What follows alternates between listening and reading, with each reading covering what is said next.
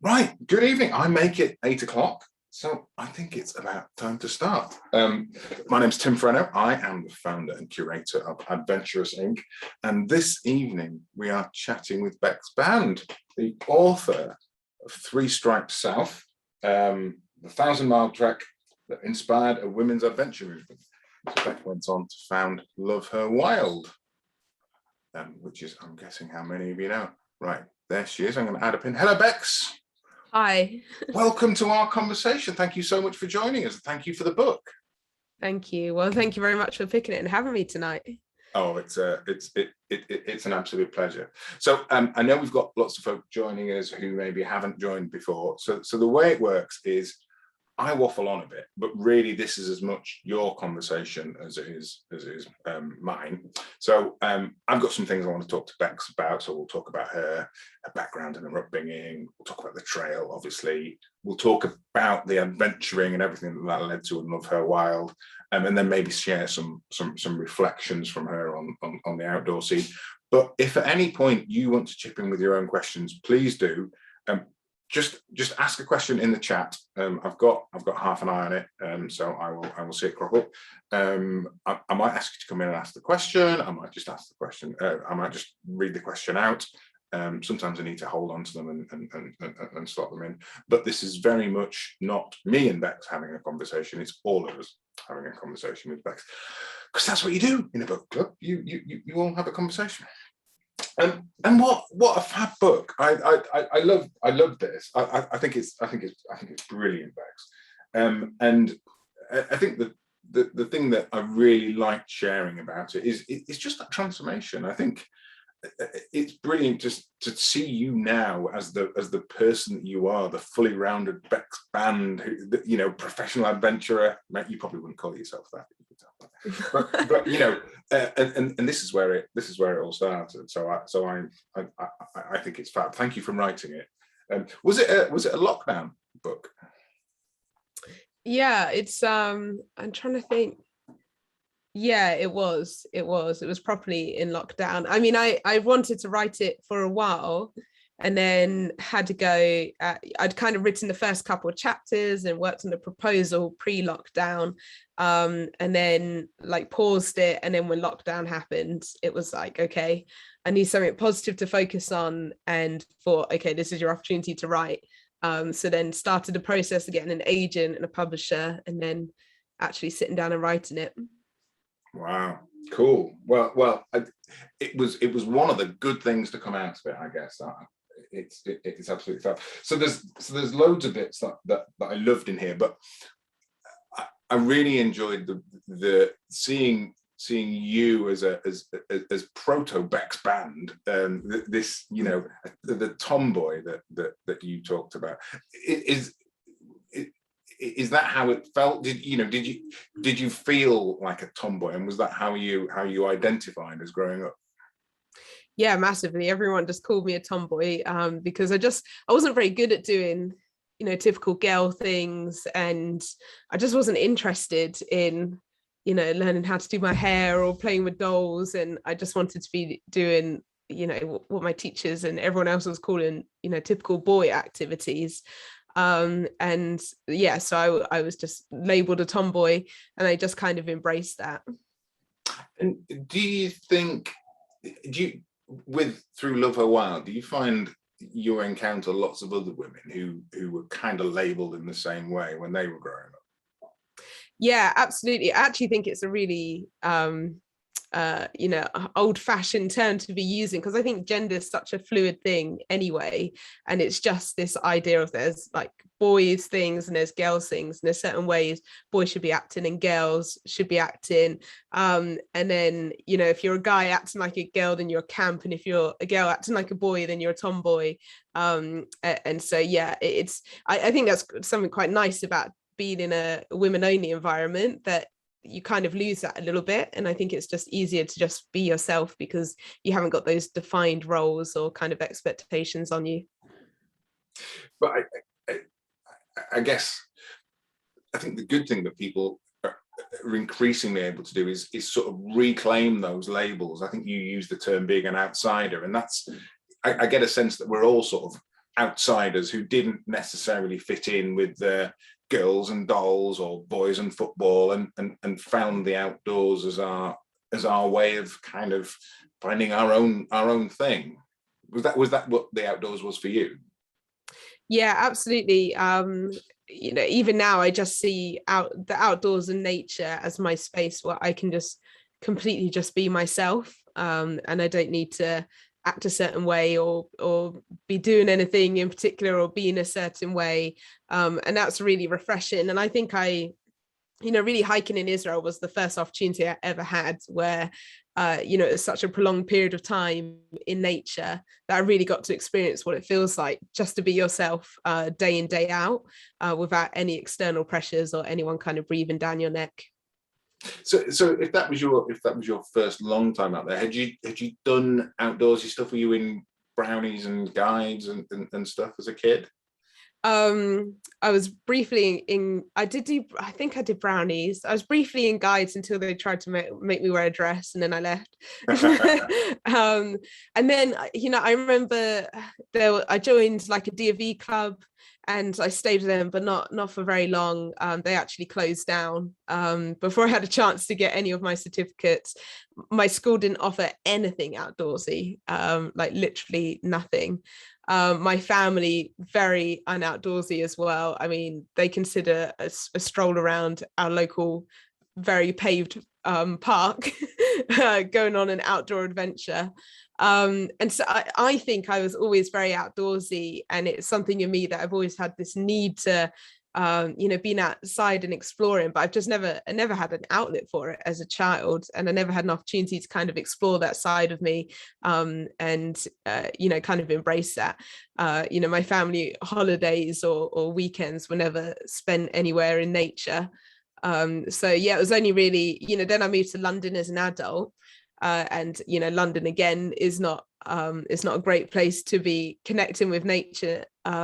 It's not an easy place to be connecting with nature. So then it was only really when I set out to do this hike that that was my first opportunity to really discover that. And then when I decided to hike Israel National Trail, I started to get some experience under my belt. I joined some courses and got my first aid, joined a few hiking groups, things like that, and then started to fit that in into my weekends and as much as possible before hiking.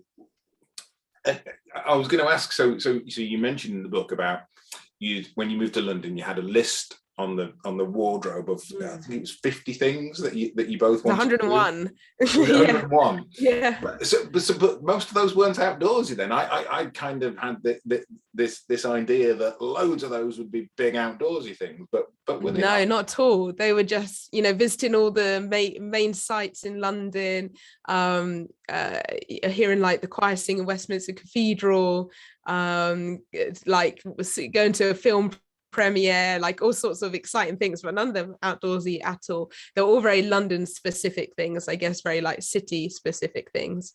Wow. So what was it then? So how the hell did you go from there to going, 1,000 miles on the Israeli National Trail? That looks a good idea.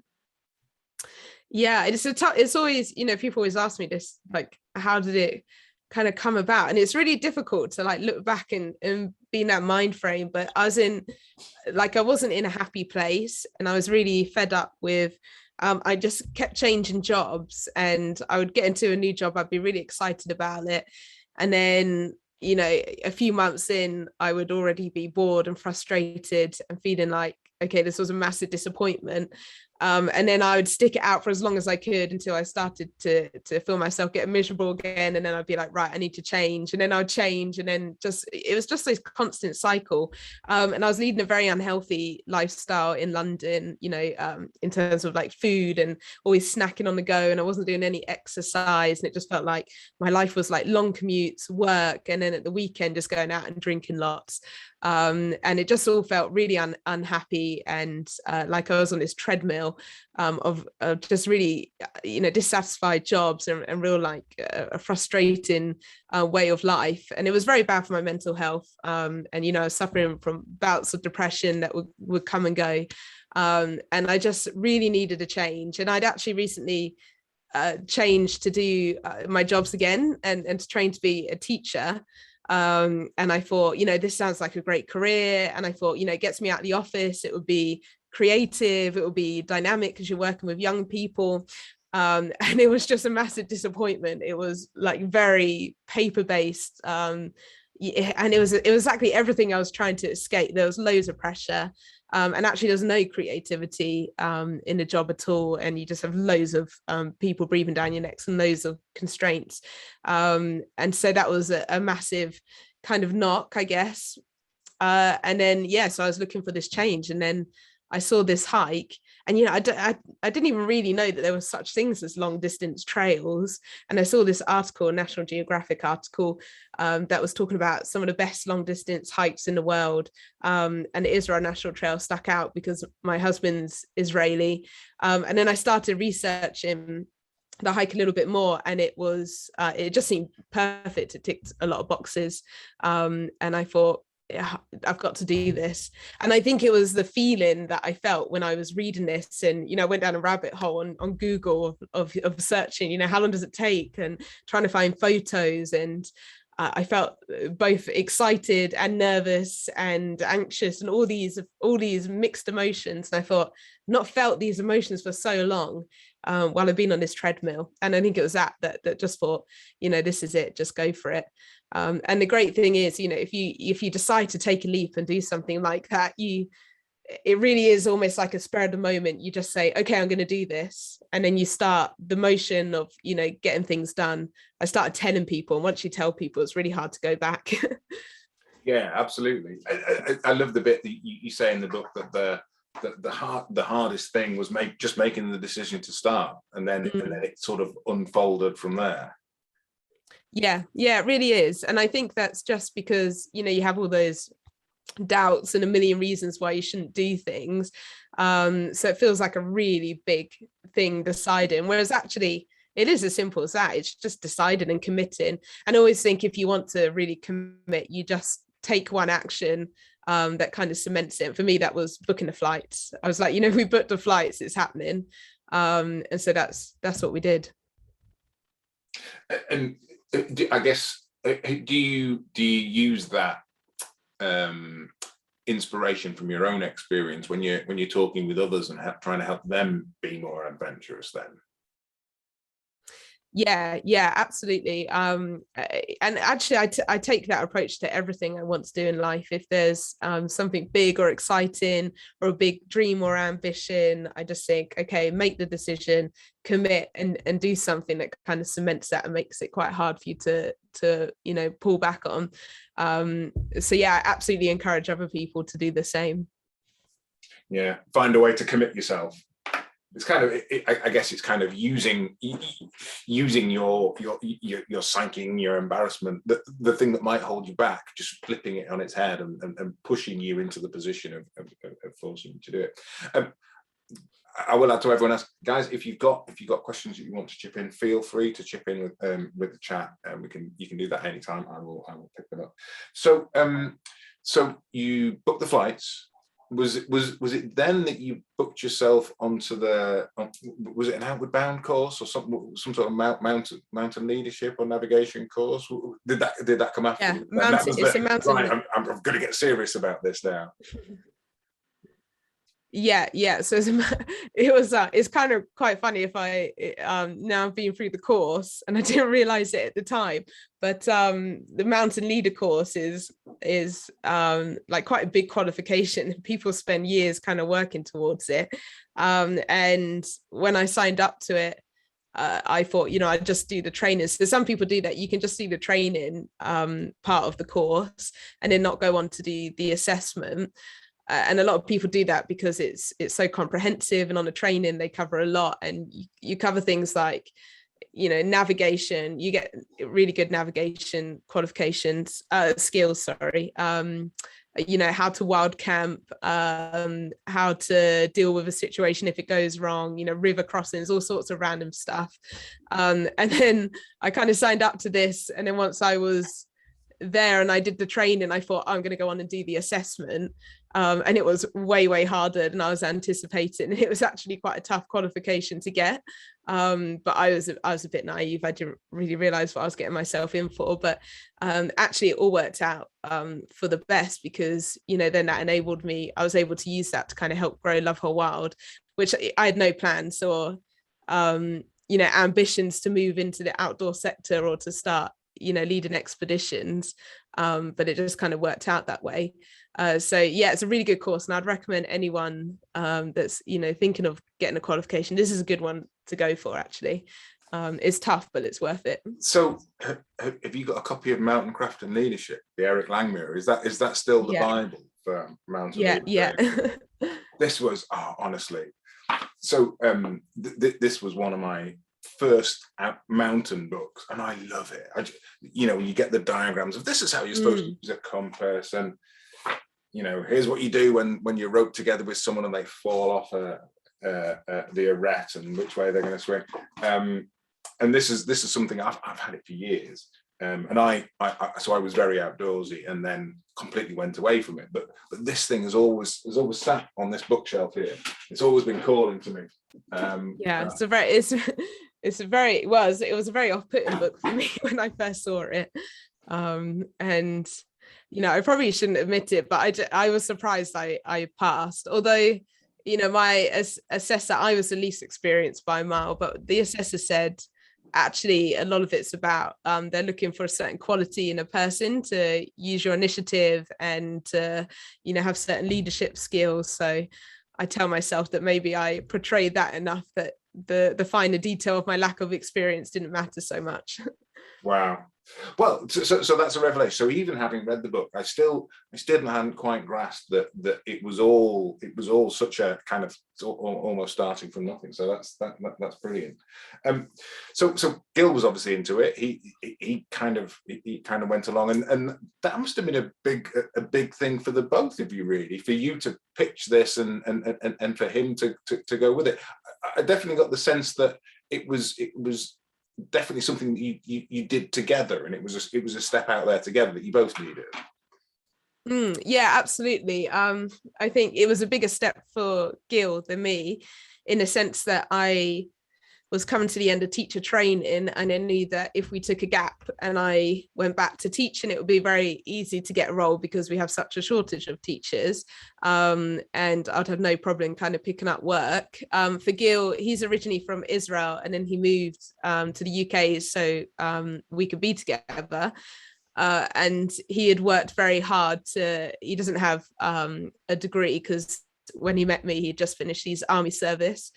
And so he had worked really hard to kind of build a career for himself, and he was working for an American company, and he was doing really well, and he was kind of going up the ranks, and his salary was going up.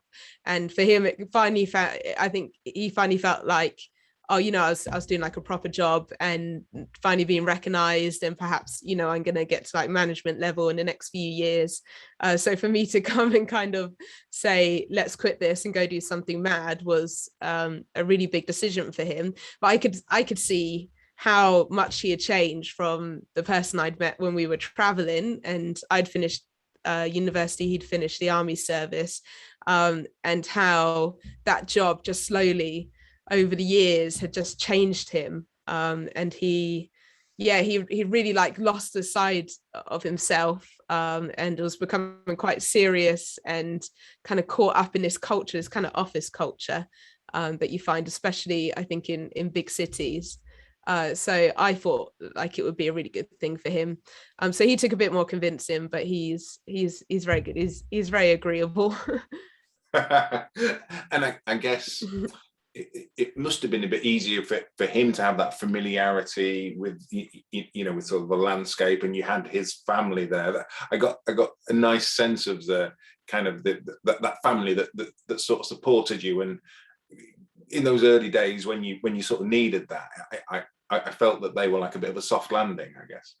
Yeah, absolutely. His family are amazing. And the thing is with Israelis is, even the people we didn't know, they host you and look after you as if you're a sibling or a parent or a daughter or whatever. they just, in their culture, it's so warm and loving and embracing.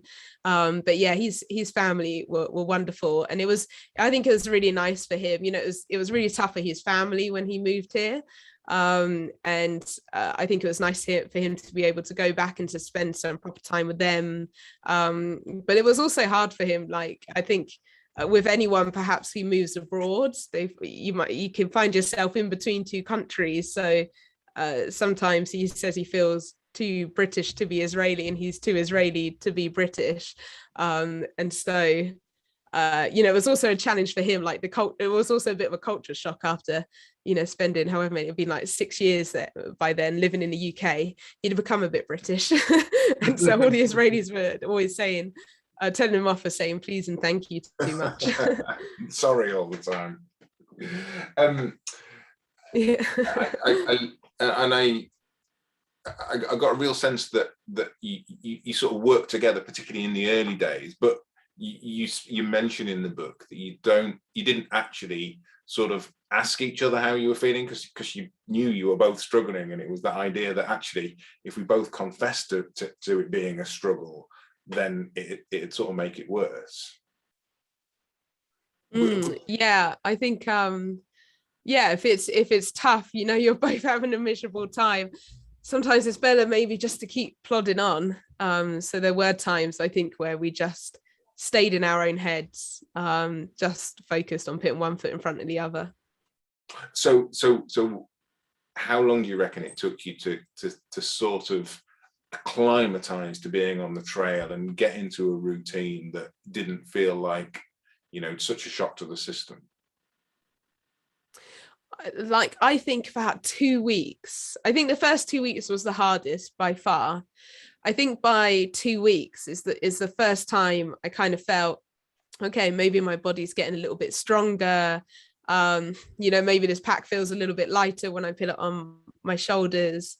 And I think really it took like a full month before I felt like a real hiker, like, a bit more sure-footed when I was walking, and I'd really got to grips with, kind of the routine and working out the map and where we're going to be camping and things like that. So what did you get into a certain routine? Did you have any particular rituals while you were out there? Was there anything that you not needed to do, but just fell into a routine of doing all the time that gave you some structure? Yeah, absolutely. So we would, especially in the beginning, because it was so hot, it was crazy hot, and we weren't used to that heat. So we would get up really early before the sun had even risen, and we would hike the first kind of 30 minutes to an hour in the dark, with head torches on. And we could walk, cover quite a lot of distance then, because it was so much cooler. And then literally as soon as the sun would peak on the horizon, that's it, you'd like delayer and you'd be sweating within minutes. And then like as we went on that morning, we're both not really morning people, so we wouldn't really speak, and we would have this real routine of setting down camp and putting everything away. And we would, within a few weeks, we were doing it all without speaking. So we knew Gil would take the pegs out, and while he was taking the pegs out, I was rolling up the roll mats, and then I would come out, and then we would take the fly sheet off, and we would pack everything, and then I would take the clothes and put them away, and Gil would get the food. So we'd both have our own jobs, and we knew what we were doing without even communicating that. I think the biggest ritual I had in every day, which I really clung to, was actually when I finished hiking. And I would, first of all, as soon as we decided where we were camping, I would take my boots and socks off, because my feet were just screaming to get out of the boot, because they would always be swollen and hot, and just desperate to get those heavy boots off. So I would do that first, and then put my sandals on, and then we would set up camp. And then once the roll mats were out, the sleeping bags were out, the tent was up, I would then switch into my evening clothes. So I'd have my hiking clothes and my evening clothes, which I'd also sleep in. And that to me was like the mark of, okay, your job's done. All you need to do now is eat and sleep. You don't need to move anymore. There's no more, pitting up tents. Everything's done. You can relax.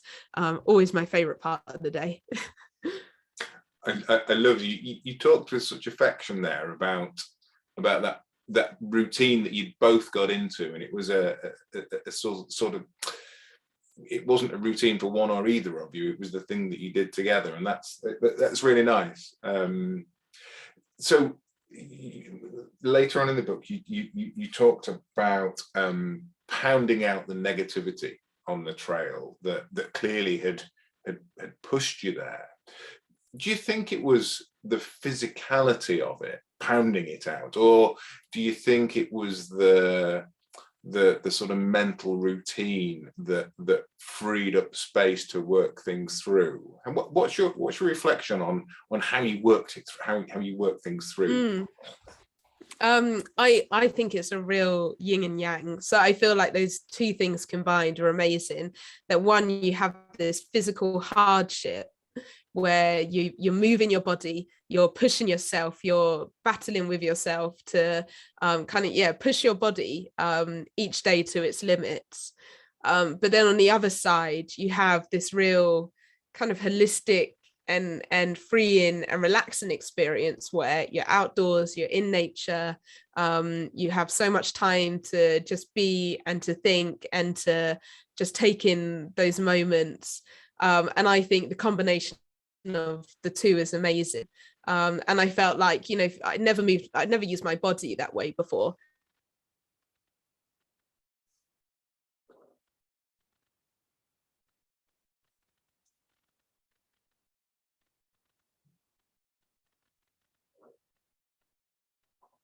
Feeling strong, and obviously we know when we move that we get endorphins and we feel good, but then at the end of the day, I'd be watching the sunset and it would just be so quiet and so peaceful.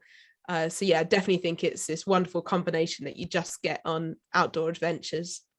Yeah, no, I absolutely, and I think it really worked its way through. But I made light of this in a few of the social media posts and the emails, but I loved how you went, actually in the end it was boring, and the boredom kind of made you start to think through other stuff as well. And you're not supposed to say that, Bex. As an adventurer, you're supposed to tell everyone that it's liberating. But I love that. I love the honesty with which you wrote about it, and that actually we do need to be bored sometimes. We do need to give ourselves the space that our minds need to work stuff through, which is clearly what you did. Yeah, maybe everyone's almost definitely everyone's experienced that the last couple of years with lockdown, is that sometimes, I hate boredom. I think it's one of the worst feelings and emotions to have to deal with, but actually really good things can come from being bored. And I see that now. I've got a little girl at home, and I really determined not to just give her entertainment and toys all the time. And I can see actually when she gets bored is when her imagination really comes out and she starts to think creatively. And that's definitely what I experienced on the trail, that actually, like, it was okay to be bored and to just learn to sit with that, and to kind of see what came from it. Do you still seek that out yourself? Because we're busy, and lockdowns aside, it can be hard to put ourselves into a space where we do feel a bit bored, and the creativity does kick in. Yeah, and it's much harder at home, isn't it? Because we have so many wonderful distractions. We have Netflix on tap, and so many places to go eat out and explore, and social media. I mean, social media is the worst, and I've really noticed it this year actually more than last year. I felt like in lockdown last year I was really conscious of not using my phone too much and not checking in with the outside world, and this year I've kind of let that slip, and I just noticed, I have like a minute of being bored and I'm suddenly on Instagram scrolling, or Facebook, and I don't want to be there. That's not how I want to use my time. And so I try and do things consciously that stop me from picking up those bad habits, kind of thing. But yeah, it's much more difficult to kind of achieve that in your day-to-day life. Absolutely. And it's one of the reasons why I like reading books, because it's something you can put down. I'm going to be sharing that in some emails with folk next week. But that is one of the ways that I free up space in my life. Is that I read a book and then you can put it down, and it doesn't suck you in. You know, the feed doesn't carry on. You don't get the pings and the messages and everything that you do with digital devices. And reading's really good because it's one of the few activities we can do where you can't have like a conscious chain of thoughts at the same time. So we can be watching TV and we can be like, our brains can be whirring and we can be thinking about other stuff, or, you know, baking a cake or anything else. But actually reading really forces you to just be concentrated on that one task, which is, you know, reading what's in front of you. So did you have any reading matter with you while you were on the trail? Yeah, I had a Kindle and then it broke when I was in the desert. I was absolutely devastated because then the boredom really did go up a notch. I'm just not a good sleeper. Gil can sleep all the time, anywhere, like non-stop. So as soon as we'd stop for a rest or in camp, it could be, you know, 6 o'clock and he would just be asleep. And then I just knew I couldn't sleep yet. And so normally I would just read my Kindle. So when the screen cracked and it stopped working, I was devastated. Yeah, that was tough. And go on, what were you reading? Oh gosh, you're testing me now. I honestly don't remember. Do you know what? I read anything and everything. I love memoirs and just hearing about other people's stories. I do read a lot of adventure books. I love young adult fiction books. Yeah, dystopia books. But then I'll also read just like a chick lit kind of book, and easy read, and anything, thriller. I don't care. I'll read anything. Cool. We'll talk about how your reading might have filtered into your writing in a minute, folks. Do join in. I've got a couple more questions to ask Bex about her life on the trail, but then we'll move on. So I'm sure that folk, as they've read the book, have kind of gone, oh, I'd like to know a bit more about that. So chip in with your questions. Do ask it in the chat. If it's about the trail, this is the bit that we're gonna talk about. There was one bit that I thought was really interesting. So where you had to do the water caching. And basically, you've got to put your life in someone else's hands. Now, and it comes across really, really well in the book, but I mean, must have been kind of scary, really. You know, how do we know this water is going to be here, or that we can find it? How did you find that as an experience? Yeah, it's scary. This great guy called Yanir in Israel who's just taken it upon himself to give water to hikers, and he has this 4x4 and he drives. So you can wild camp anywhere in Israel, but if you're in a national park, it needs to be in a designated area. And there's nothing there. They're just marked out normally by a big circle of rocks. They can be quite easy to miss, actually. And he would go to those areas. Most of them are accessible on 4x4s. And he would drive to those areas in advance, and he would then find areas where he could hide your water. And then he would film himself going from like the start of the camping area to wherever he'd hidden it, and you'd kind of follow that on the film.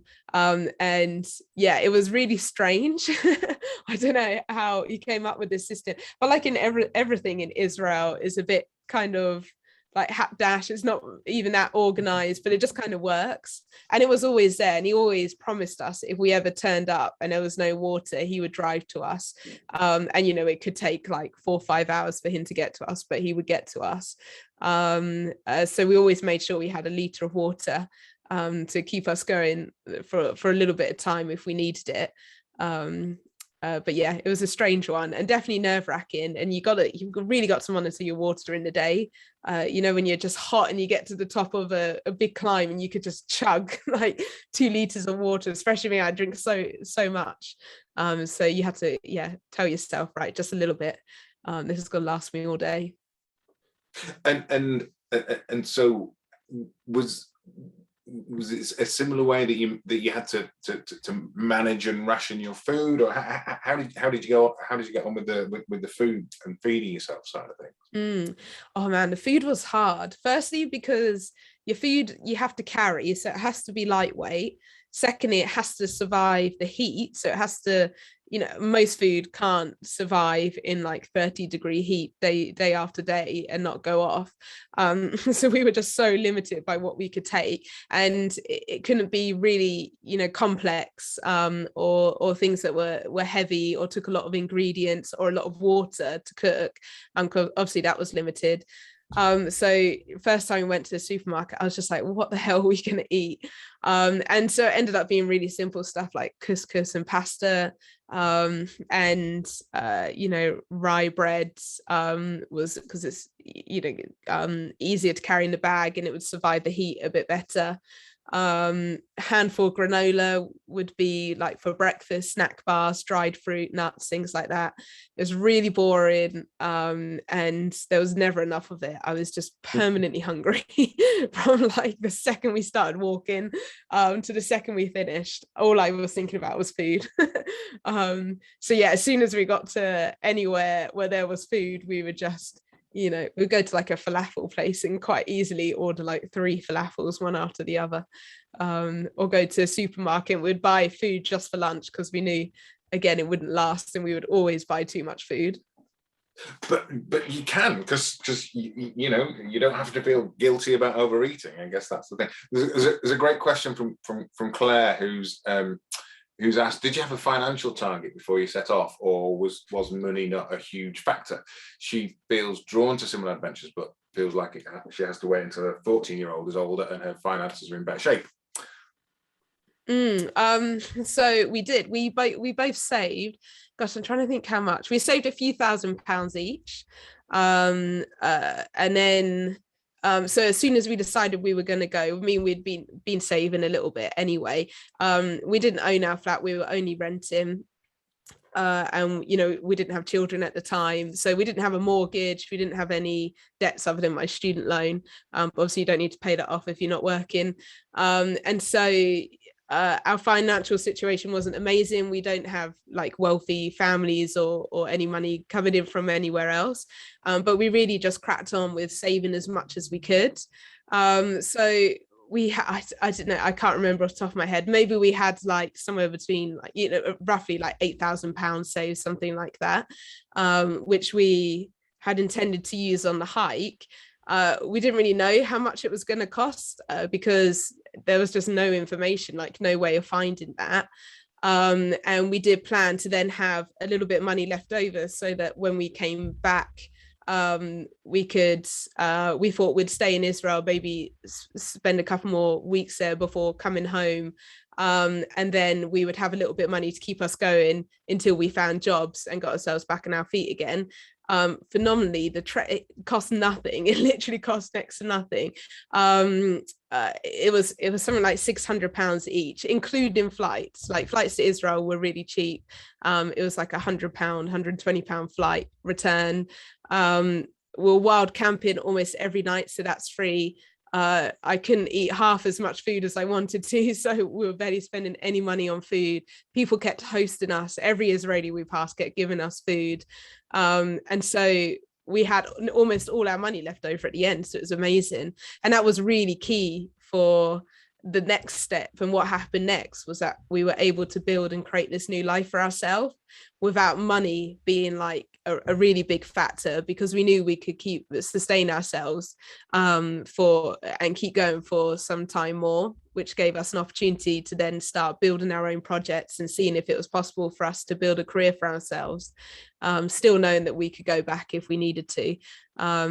So yeah, it was very cheap. And there are some trails, like I know the trails in America are really expensive, and you would need that much money, if not more. I think it's about £5,000 average, for someone hiking a trail in America, so it's much more expensive. But yeah, there are really cheap adventures out there if you want them, and I've spoken to other adventurers who've done really cool things without spending much money. So yeah, I hope that I've always all you've hit, or am I making excuses? It's not excuses. It's just for one thing that clicked when I did my adventure was it was just this. It's just a different way of viewing money and your time. And I was so nervous about letting go of my job and the life I'd created.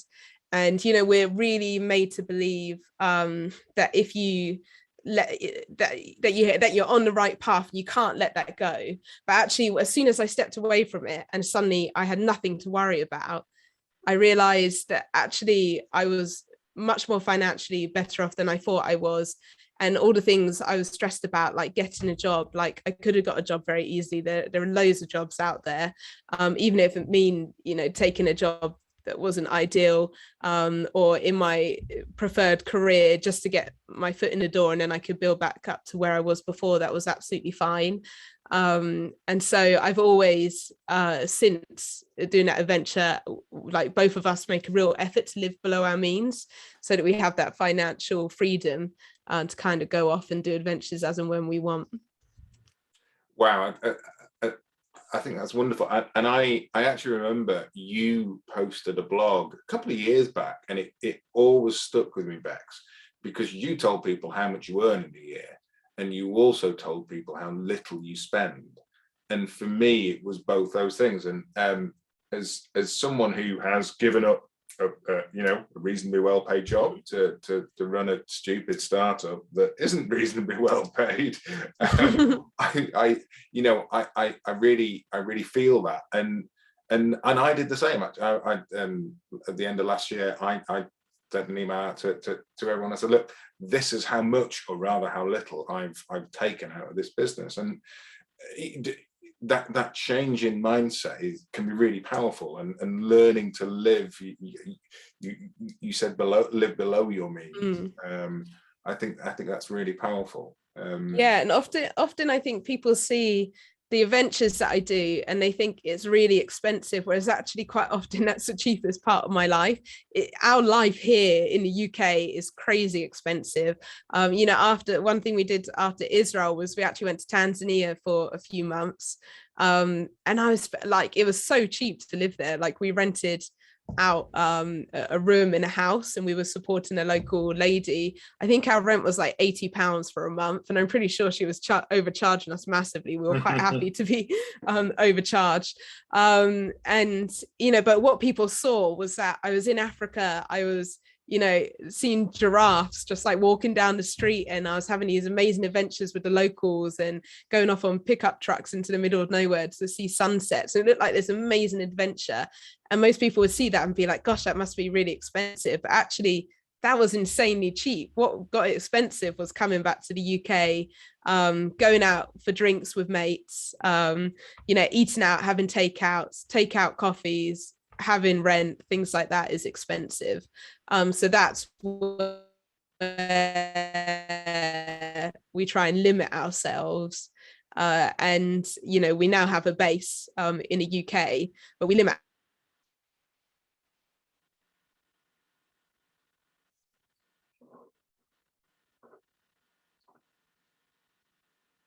And I think this is a cheap way of life, and the adventures are expensive. You mean to tell me you can get coffee to take away, Bex? I'm not aware of that. That's completely passed me by as a result of not having a huge amount of disposable income, but a great lifestyle. I'm not complaining at all. So in the book, you talked at the end about a nagging jealousy not to share the trail experience that you felt belonged to you alone. But clearly that changed at some point. Why did you want to share the story? Yeah, I mean, it's funny because even now, if I think of the trail, and I'm sure other people have experienced this as well, if you've done something, it feels really personal. So it can be really weird if you meet someone who's done exactly the same thing, and you think, oh no, those memories are mine to have, not yours. But actually, one thing I was really excited about with this book, and the Israel National Trail, the trail itself, I love that it's 2 months in length. It feels like really manageable. A lot of other long distance trails, you need 5 to 6 months. So it's a really nice distance. It's one of the cheapest trails I think you can do, especially like going outside of Europe. And it's so easy to do in the fact that it is so way marked, and it's managed really well. So there's great hikes in like all the Stan countries, Kazakhstan, but actually the logistics around those are massive. Whereas the Israel National Trail, you can get a book with all your maps, all your logistics sorted, but it's still, I describe it as rough around the edges. So you still get that sense of adventure and excitement being there. So I think it's an amazing trail that's not recognized enough. And it's also massively varied, from like the mountains in the north, the ocean, you go past Tel Aviv, Jerusalem, to then like the desert, which is like insanely beautiful. But also for me, it was about showcasing a different side to Israel. So I traveled to a lot of countries that have awful politicians and awful politics. And I just think I'm so sick of politics at the moment. I think I pretty much hate every country in the world with the way that politics are going. And I'm a real believer in just focusing on the positive and looking beyond politics and seeing how we can spread positivity from like a grassroots level. Obviously, Israel has like a huge amount of politics attached to it, and people are very negative about the country, which since marrying Gil and being married to an Israeli, I really experience firsthand all the time, and it drives me crazy. So actually I wanted to say, do you know what, yeah, they've got a crap government and the country is doing awful things, but they're definitely not the only country, and that's definitely not the only thing that's happening in Israel. Underneath that like wonderful people who are living their lives, and it's so varied as well. Everyone just thinks of Jews and Arabs because they just think of the conflict, but even amongst those, there's so many different subgroups of people and so many interesting, like in Gil's hometown, there's this strange group of Germans who I can't remember what religion they're attached to, but they're a religious group, and they think the world is going to end and the only place that is going to survive is Zichron Yaakov in Israel. So these group of Germans have moved to his hometown and they build a massive bunker and they build a factory. They make gas masks and duvets, and they're so strange. They wear like traditional German outfits. They're really pleasant people. And it's just so bizarre. But honestly, you just meet so many people like that in Israel, and you just think, it's just fascinating. It's a really interesting place. And you're a brilliant ambassador for it. I have to say. Claire's asked a question, I don't know if you saw that, about whether you'd recommend the trail to a single female, or maybe are there other trails that you would recommend? Because this must be a topic that comes up quite a bit in Love Her Wild. Do you have places and trails that you recommend? Are there trails that get talked about in the community?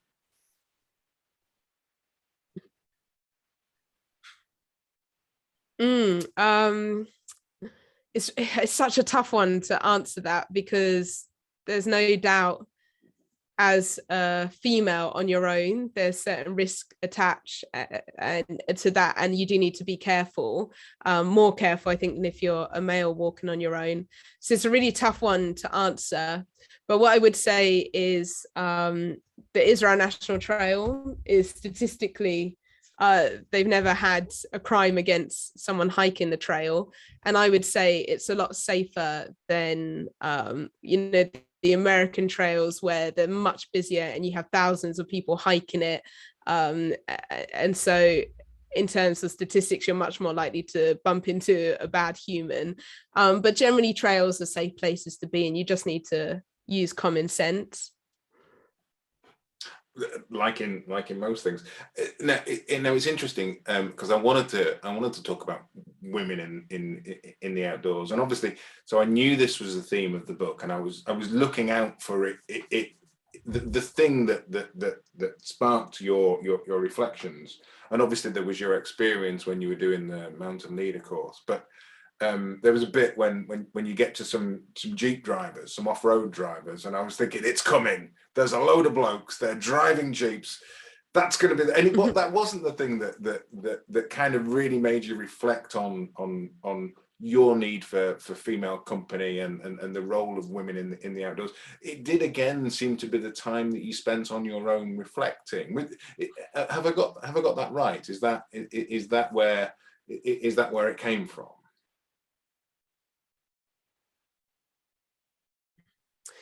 Yeah, I mean, I did have some really bad experiences in the outdoors, mostly in the UK actually, where I was in groups and I had, and I should emphasize, like most of the guys I've met on these courses were wonderful and I had no problem at all.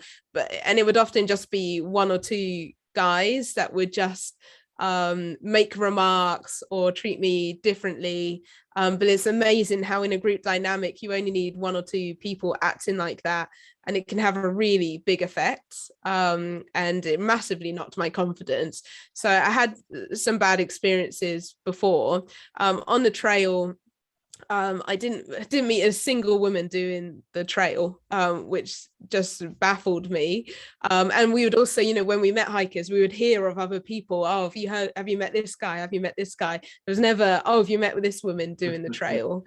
And so that's where, the idea started to come from that. And then I was just really missing female company. And I was kind of always stuck with these groups of guys, and they were always, because most of the people that hike the Israel National Trail are young men who have recently left the army. And so there would be all this bravado going on, and they were just a lot of young testosterone. And after a while, I was just going a bit mad with it. And a lot of fart and jokes, so, from what I could tell. for me, although I had,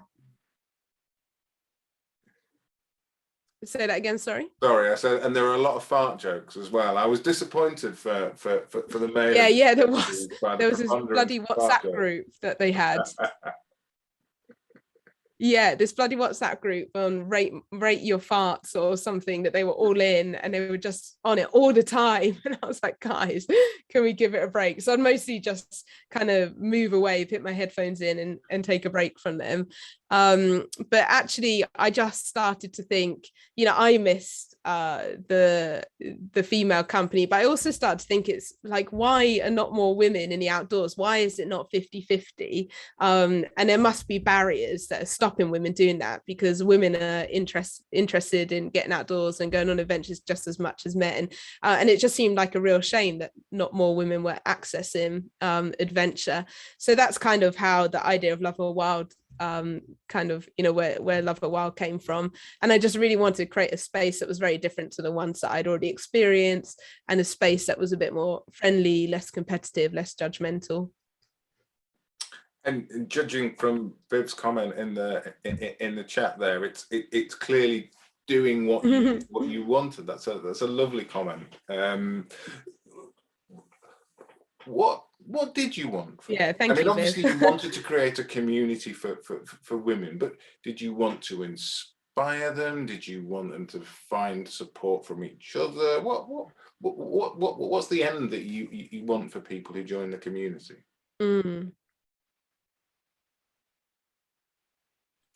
Well, really, when I set out, I never in my wildest dreams would have imagined that Love of Wild would have grown as much as it has. And a lot of it, one of the reasons I set it up was just for a selfish reason, that I wanted to connect with other women, and I wanted to go on more adventures. But I just hope that any women that joins, that Love of Wild can help them take those first steps to build their confidence, so that then they can take that and then keep growing, whether it's going on bigger adventures, or just finding more space in their daily life, or maybe they hadn't had the confidence to go hike on their own and now they do. Like whatever it means to the individual joining, I just hope that by joining they can grow and kind of grow in confidence. And you must have heard some lovely stories about how it's helped people do that. Have you got any particular favorites? Oh man, there's so many. It's the best part of my job. It's getting emails or messages from women just saying, "Oh, because of Love Her Wild, this happened," or "I've gone on this adventure." Like there are loads. It's incredible. I feel really quite grateful that I get to be in the center of this wonderful community and all this wonderful stuff that happens. I mean, we even had a wedding this year, our first official Love Her Wild wedding, of two women that met on a Love Her Wild adventure. So that was by far my proudest moment, where I thought, yeah, it was really tangible that these women met because of me, and that was a really exciting thing. And I got to give the best man speech, which I loved. That's brilliant. That's brilliant. Well, clearly, Bex, you are changing people's lives, and that's just so powerful, and we need people like you who've got a bit of a vision and set out there to bring people together and help them take those first steps. So I'm not surprised you get Thank you. emails, because you deserve to. It's absolutely brilliant. So as a woman yourself, obviously you've become a mum recently. How have you found that transition? Because one of the things I was thinking about as we were talking before, when we had the question about, would you recommend a woman to do it? And I've got a 14-year-old son, and I do think it's a different sort of responsibility, isn't it, when you're a parent and you've got someone who relies on you, to compare to someone who is a bit freer as a young person. How have you found that transition, and have you made it work for you? Yeah, it's a tough one. And yeah, it's a difficult one. It's obviously a massive responsibility, having children to look after, and it's been, it's I think like parenthood is just impossible to summarize, and really one week it can be the best thing in the world, and the next you're just thinking, what have I done? How do I undo this? So it's up and down, and obviously like I had Rivi, my daughter, in the first lockdown. So my journey as a mum has been in the background with the pandemic going on, and some days I don't know if it's the pandemic that I'm frustrated with or it's parenthood that I'm frustrated with, but obviously I always knew it would massively change my life, and that kind of freedom just to up sticks and go wherever I want, whenever I want. But that's also okay. I feel like it's okay to have change, so I just try and embrace that. Like I'm planning to take Rivi on adventures. I have taken her on small adventures this year, when we've been able to make it happen. It does seem like every time I plan something, COVID steps in and it has to be cancelled. But I do plan to do other hikes and adventures with her in tow. And I myself will get back to adventuring, and there'll be times when when I leave her and I go off on my own. One thing that made it much easier was co-parenting. So from the beginning I said to Gil, like, I'm happy to have a family, but I don't want to give up my career. And so we agreed that we would both work part-time, and we would both do the childcare part-time. So between us, we work 3-ish days each a week, and then the other days we look after Rivi, or she does a short stint in nursery. So we kind of juggle that, and that to me is a really nice balance. And that's only made possible because we both have flexible working, and we can work remotely from anywhere, and that enables us to keep on the move and to keep adapting our weeks to whatever adventure we're able to take on next. Wow, that's so lovely, and I think that sums up the sort of inspiration that you provide for everyone, Bex, because you are showing people how it's possible just by thinking differently, whether it's about how much money it takes to survive or how it is to bring up a young person. you can do that and still achieve the you that you want to be. You just need to do it slightly differently. But so many people get hung up on not being able to see that as a possibility, and you're really demonstrating it. I think it's so powerful. It's wonderful. Thank you so much for doing that. And I know I'm not just speaking for myself. I know I'm speaking for your community and my community. This is what we need. We need people out there demonstrating that it's possible to do things differently. So thank you.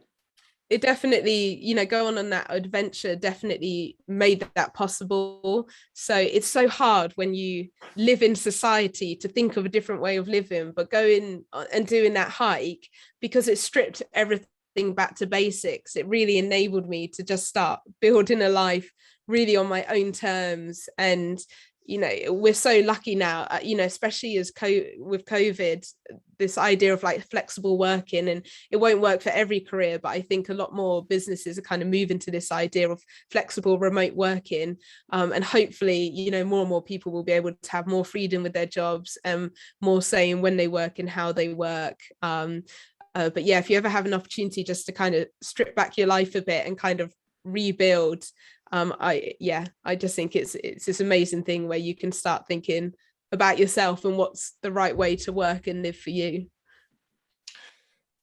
Wow. Strip back your life a bit, and wow, that's so powerful, Bex.